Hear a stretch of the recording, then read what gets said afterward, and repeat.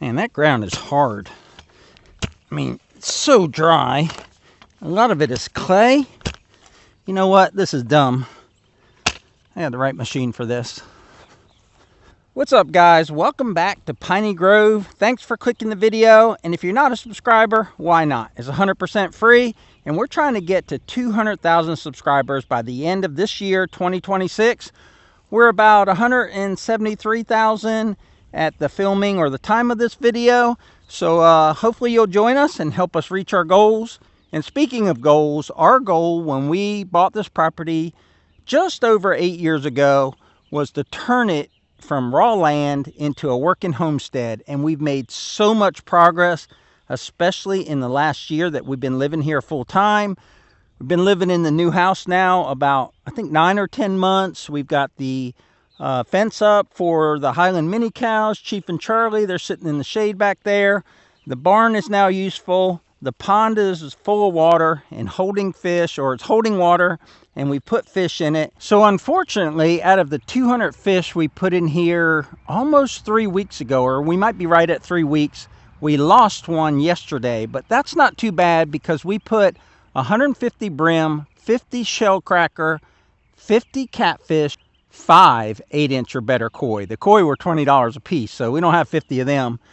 But last night I had my best feeding experience or encounter. I've been feeding them over there on the other side where those chairs are, and I fed them, and then we went and had dinner and everything. And then just before dark I said I'm going to go out and check on my fish, and I was throwing fish food, and I can get a few brim to come. So I got the normal amount of brim to come, and then I got some more to come, and then 3 kois, because we haven't seen the kois basically in 3 weeks since we released them into the pond. 3 kois came up, so I got to see the solid orange one, the iridescent butterfly tail one, and then one that's orange in the front, black in the back. So I saw 3 of the 5. And then I also saw our catfish. And our catfish, I have sinking food and floating food, and I was throwing a lot of sinking food out close to the shore, and they were coming up eating that, and I swear they were double in size from what we put them in 3 weeks ago. I was shocked at how much they had grown in just 3 weeks. So today I'm going to work on the orchard. I got one more tree to plant for this growing season, and that whole orchard has presented its own set of challenges we'll cover in a second. But you see all these brown patches here? That's where I sprayed this invasive grass called Kogon. And a couple of years ago, I did about, I don't know, a 1/4 acre right there. And we're finally got the Kogon out of there, and we got good Bahia grass growing. But we're in an extreme drought right now, so things aren't as green as they should be. But I've got it eradicated from there. But you can see the brown spots around the edges here. That's where it had spread from that way going that way, and I had only stopped it right there. So now I got to get the rest of it out of here. And Deb and I came out here with an electric hedge trimmer and a generator, and on our hands and knees picked all of the Kogon grass stems. And as I come out here now, there's some that we missed, and I'm going to show them to you because these are so hard to get rid of. So right here is a Kogon seed head, and we got 5 50-pound feed bags full of these the other day. Now I'm just going around and picking up the stragglers.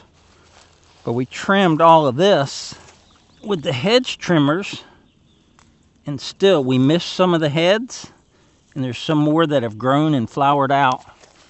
And that's how it spreads. Those little tufts get caught in the wind, and they each have a seed with them.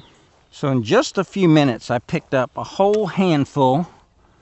So that's 500 seeds or more that I prevented from spreading across our pasture.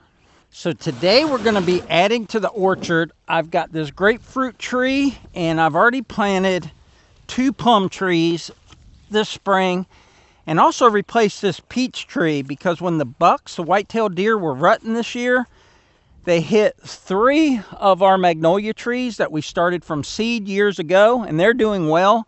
But 3 of them got hit pretty hard by the buck's antlers, but they didn't girdle the tree, meaning they didn't take the bark out all the way around. But on the big peach tree that was here, they did that, and I didn't notice it until a few weeks ago.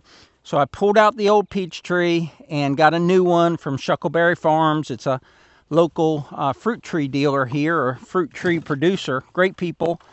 And they brought me out a new peach tree, and I got 2 plums over there. Those are new additions in 2026, and they all need to have a pollinator, so you got to do 2 of each one of them. So I got 2 pears, 2 peaches, 2 plums, and 1 grapefruit, because grapefruit doesn't need a pollinator.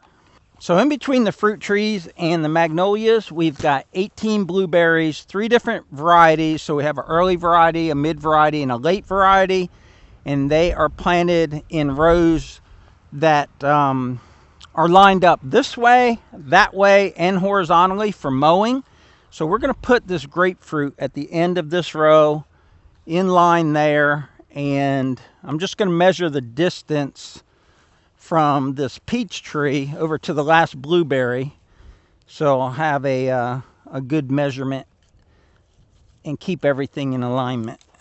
So we are 18 feet away, and I'll line it up by eye the other direction. And deer have not only been a problem with their antlers out here, but in the back food plot I planted 5 or 6 oak trees, and they're different type of oak trees, produce different types of acorns. And this spring, despite the food plot having plenty of food for the deer, they browsed on all of those trees, and I had to protect them with wire cages, or else I was going to lose those trees. And those trees are this big back there, so it's always something. Love our animals out here on Piney Grove. We've got rabbits, we got squirrels, deer, raccoons, possums, skunks, armadillos, occasionally a bear. There's a bear sighted in the local town, and which is only 3 miles away, and it was in someone's backyard, and it was a big mama bear that looked like she was pregnant. So we got lots of wildlife. We love our wildlife, but at the same time, they present challenges when we're trying to grow things. All right, I'm going to come out 18 feet and then eyeball the inline. I'm just going to put this in with a manual post hole digger and create a berm or a water basin all the way around, like that one over there, and clear all this grass out and just plant it that way. And then I'll have to add nutrients from the top and water it in. And then we're going to water everything with my water buffalo. What I call the water buffalo, that's I guess an Air Force term, but basically it's an IBC tote with a gas pump on it. So I can put out 275 gallons in just a few minutes, like 30 minutes or less. And that'll get this through another 4 or 5 days, because it's probably 10 days until we have rain in our forecast. Man, that ground is hard. I mean, it's so dry. A lot of it is clay. You know what? This is dumb. I had the right machine for this. I had every intention of digging that by hand, but I had to call an audible. That would have took me forever in that dry soil. Dry clay, I should say. This will make it so much easier. There's no sense having great equipment if you're not going to use it. And we appreciate Bombalite loaning this to us. Now I'll be able to dig it out and get some nutrients down deep and replace that hard soil down low with some good soil that the roots can go in. That way it'll just be stronger for our strong winds here in Florida, like when we get tropical storms and hurricanes. But that just saved me a ton of work, just what I did right there. Now we'll get a scoop of this good old homemade Piney Grove dirt here that we screened out of the root balls of trees and stuff, and also it's had several years to decompose a lot of wood chips and a lot of wood matter. We'll add a lot more organic matter to that hole we just dug and encourage that tree to send roots down deeper. I'm going to go in the pile where there's some moisture. Some good looking dirt right there. 100% homegrown.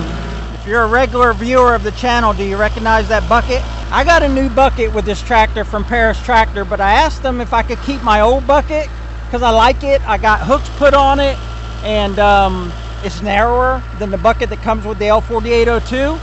So I have a heavy duty extra wide bucket that came with the tractor, but I haven't even used it yet. I've been using this one. I just love this bucket. Such a nice tractor. Transmission in this is just so much quieter. I don't know if I said it in a previous video, but they sold my L3901 in one day. They got it back to the shop, and they were going to do, 100-point inspection and service it and do this and that. And a guy walked in and he said, put a new seat on it and I'll take it. I'm going to film all the servicing and all that. But Garrett out there at Paris Tractor, he said that thing was gone. I appreciate everything they did to help us with the pond build, and also the great deal they gave us on trading in our L3902 for this L4802. No, L3901. I didn't have a 3902. Because we have such poor soil here, and it's sandy, and it doesn't have organic matter, and it doesn't hold moisture, and it has no nutrients. But just, having that stuff ferment or percolate over there in that pile with brush and everything for years and years, and then sifting out the big pieces of wood and branches and roots that didn't decompose, it's just left us with this really, really nice soil. If you have good soil, then you're like, big deal.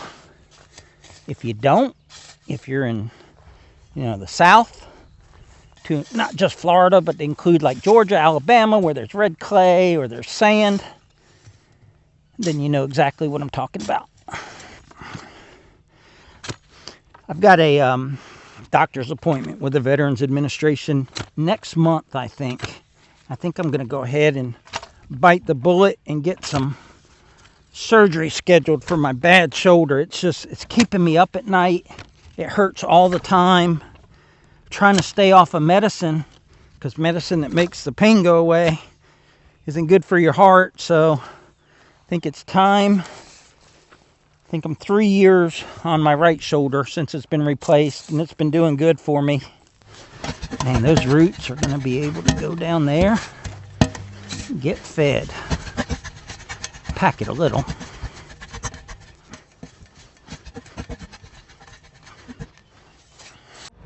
I had no idea it would take this many pieces of equipment to plant this tree. But I figured I got to water anyway, so I might as well bring the toad out here and get this thing super saturated down deep. Now what's cool about this is if I just need a little bit of water, like if I'm mixing concrete or something, or I want to just water a small plant, gravity and water pressure, water head, because that thing's taller than this, I'll get, and not high pressure or anything, but I'll get water flow through the pump. And that's enough for what I need. I just want to super soak the bottom of this hole.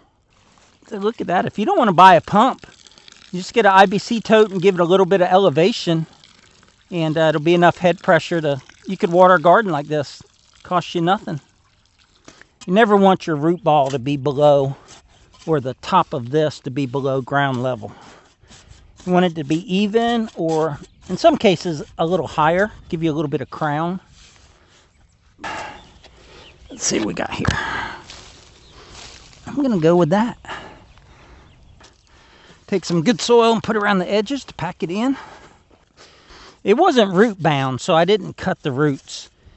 You saw the roots didn't go all the way to the bottom of the pot. This will loosen up the roots around the edges too. All right, she's packed in there pretty good. I'm going to clean up this little bit of grass here, scrape that out with the shovel, build my berm all the way around here, and then soak it in. So what do you think? How does it look? I got that berm all done. Now I'll just soak this right here. And I did this in another video where I made this ring around here.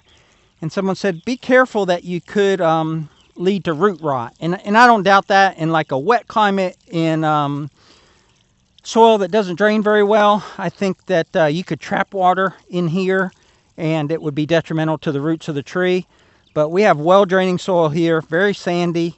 And this actually will help me keep this tree alive, because I can fill this with water and it'll slowly sink in all the way around this tree, not just right at the roots, but also the full circumference of this circle right here. and I can keep it watered for a week or so. But I think that's going to wrap up today's video. If you guys live in the deep south and there's a fruit tree that you really love and grows easy, doesn't require a lot of maintenance, and I'm not saying my trees don't require maintenance, they've just been born and raised locally and should, you know, be acclimated to our climate here. But leave me a suggestion below, because I've got 2 more spaces for trees for next spring, and I'm not sure what I want to do. Apples don't grow well here in Florida, but that would be a nice addition because there is a Florida apple. Probably doesn't taste as good as those northern real sweet apples. But I got space for 2 more. Put some suggestions down below. But that'll do it. So remember, life's short. It takes 6 pieces of equipment to plant something on Piney Grove. And we'll catch y'all on the next one. Take care.